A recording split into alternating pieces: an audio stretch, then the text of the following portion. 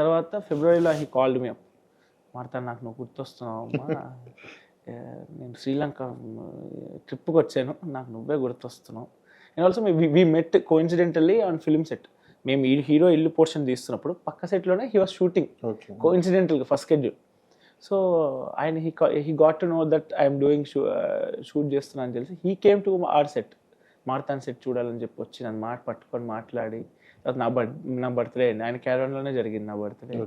So he was that sweet.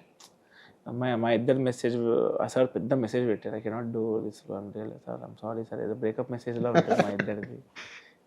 So అప్పుడు నాకు నువ్వే గుర్తొస్తున్నావు, నువ్వే నాకు కళ్ళు మూసుకుంటే నువ్వే గుర్తొస్తున్నావు, నాకు నీ కథ గుర్తొస్తుంది, ఎట్లాగా అప్పుడు మనం కలిసి చేద్దాం అమ్మ ఒక cinema, I will produce a film with you, నువ్వు యాక్టర్ కింద చేస్తానా నాకు ఓకే. అంటే 3 గంటలు నటించి యాక్ట్ చేసి చూపించారు కదా. అదే ఆయన ఉద్దేశం కూడా అదే, నువ్వు యాక్టింగ్ చేసేయగలవు అంటారు. లేదు సార్ ఐఎమ్ నాట్ కాన్ఫిడెంట్ అంటారు. నువ్వు హీరో కింద చేస్తాను ఓకే, నన్ను హీరో కింద పెట్టి చేస్తాను, ఎవరినో కొత్త తీసుకొచ్చి చేస్తాను, will do a film together, what do you say, it's a gentlemen's agreement.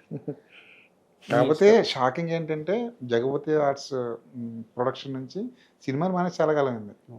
జగత్ బాబు గారు అడ్వాన్స్ ఇచ్చారంటేనే ఇండస్ట్రీకి ఒక షాక్ అనమాట.